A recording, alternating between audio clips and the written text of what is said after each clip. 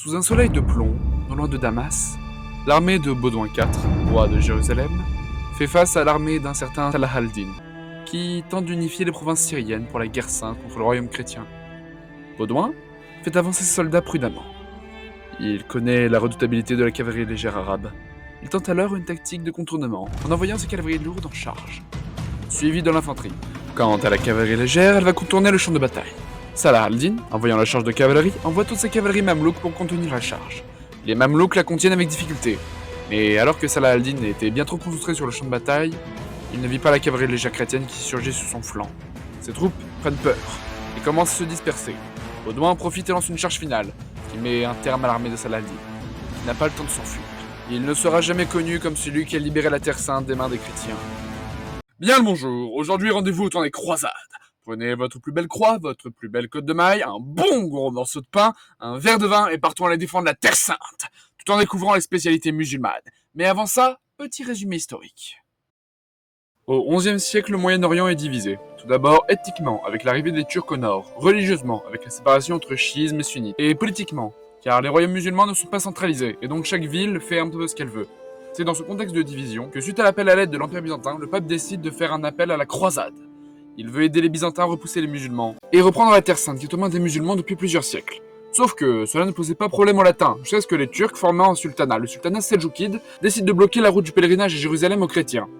Suite à ces raisons et avec un agrandissement de l'influence de l'église romaine, le pape appelle à une croisade, qui est une intervention militaire pour des raisons religieuses. Sauf que les premiers à répondre présent ne sont pas les nobles, mais le peuple, les gueux, qui, sous le commandement de Pierre l'Ermite... Non, j'ai dit Pierre l'Ermite, pas Thierry l'Ermite. Non putain, Pierre l'Ermite. Ah, voilà, merci. Seul problème, c'est que cette armée de gueux sales et idiots, eh bien, à part massacrer des juifs, font pas grand chose, hein. Et dès le premier Turcs, ils se font instantanément massacrer. Ensuite, vient la vraie première croisade, qui compte plusieurs barons et ducs francs. Pendant 2 ans, ils vont avancer petit à petit au Proche-Orient, prenant ville après ville. Après 2 ans de galère, ils réussissent à arriver à la ville sainte, Jérusalem. Et bon, comme ils étaient quand même bien crevés, ils ont fait simple. Après la prise de la ville, ils ont massacré la population. C'est vrai, après tout, ça étant toujours un petit massacre. Ils vont se partager les territoires conquis et former un style État latin d'Orient.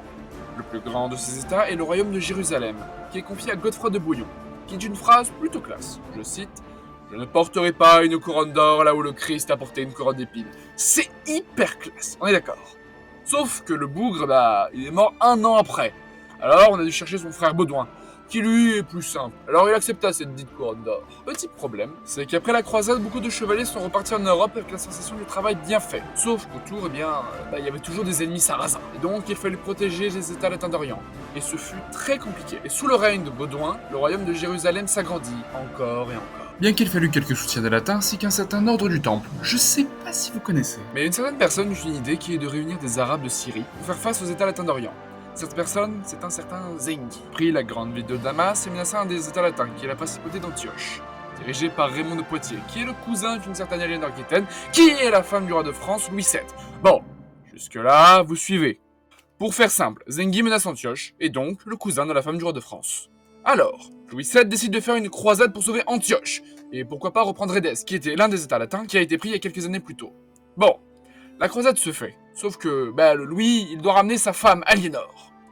Et bon, la croisade, elle va un petit peu foirer, car ils ont subi plein de merde, comme des attaques turques, et surtout des problèmes de couple. Donc, au final, Louis décide de simplement aller à Jérusalem, et de laisser Raymond de Poitiers à son sort, qui se fera, tuer. Zengi va mourir, son fils Nouradine va continuer son rêve d'unification. En 1163, les croisés vont tenter de s'emparer de l'Égypte, grâce à une querelle dynastique bien trop longue à expliquer. Problème, un des généraux de Nouradine, un certain Salah al-Din, va repousser les chrétiens, puis va reprendre le pouvoir en Égypte, puis va conquérir la Syrie pour l'unifier, et va enfin attaquer le royaume de Jérusalem, qui va bien tenter de résister, gagnant même de grandes batailles sous le commandement de Baudouin IV, vous savez, le gars de l'intro. Seul problème, il est surnommé le roi lépreux. Et oui, la lèpre, c'est pas très joujou, Et donc il mourut jeune, sans héritier, ce qui va lancer une querelle pour savoir que c'est qui devient roi. Salah al-Din va en profiter pour attaquer, et tout va se terminer par la bataille de Hattin, en 1187, où les chrétiens vont simplement se faire pulvériser par le manque d'eau. Salah al-Din prend Jérusalem, puis le reste du territoire, et c'en est fini de l'histoire du royaume de Jérusalem. Les chrétiens vont bien tenter de reprendre Jérusalem avec par exemple la troisième croisade, menée en partie par Richard Cœur de Lion, faudrait que je parle de lui un jour, mais toutes ces tentatives mèneront à rien. Mais imaginons, et si le royaume de Jérusalem avait survécu, le monde serait bien différent du nôtre, n'est-ce pas? Alors, comment faire survivre le royaume de Jérusalem? Eh bien, en 1187, les dés sont déjà jetés.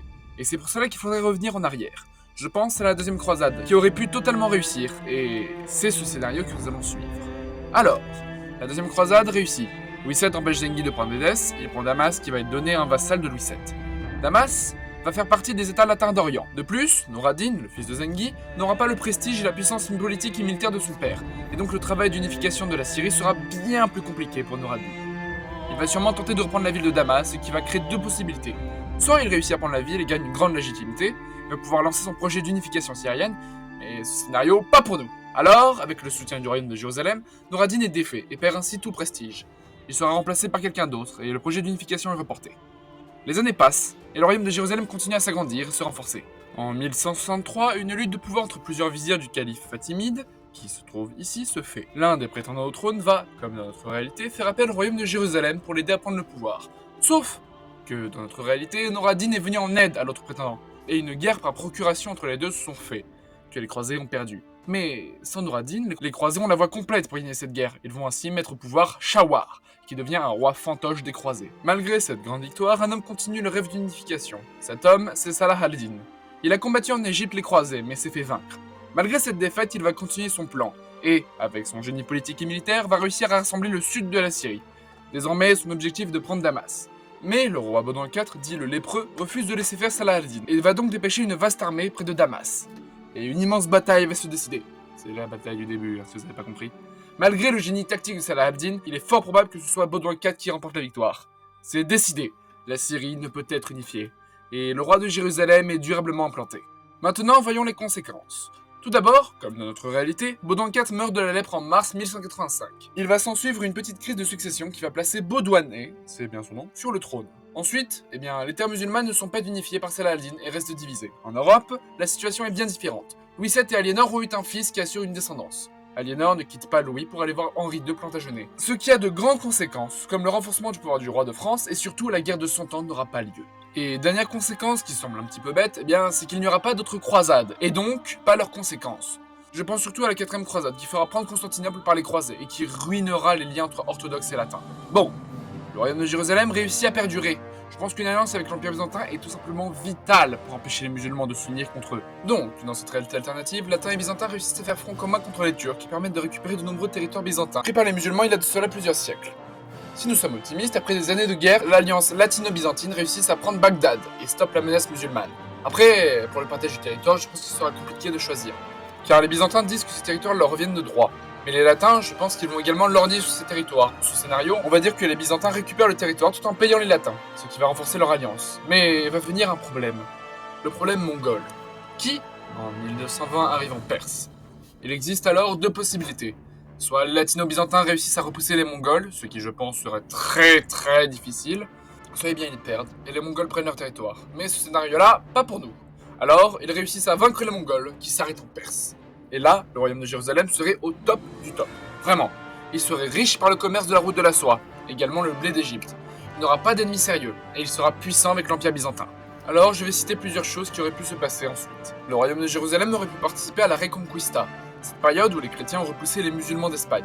Peut-être que les chrétiens auraient pu prendre le Maroc avec l'aide du royaume de Jérusalem. Dans ce monde, il n'y a également pas de renaissance, ou alors elle aurait été bien différente. Car la 4ème croisade n'a pas eu lieu, et donc les savants grecs de l'Empire byzantin ne vont pas exporter leur culture en Europe. Peut-être que cette renaissance aurait eu d'abord lieu, non pas en Italie, mais dans le royaume de Jérusalem, qui avec ses liens avec l'Europe se serait exporté en Europe.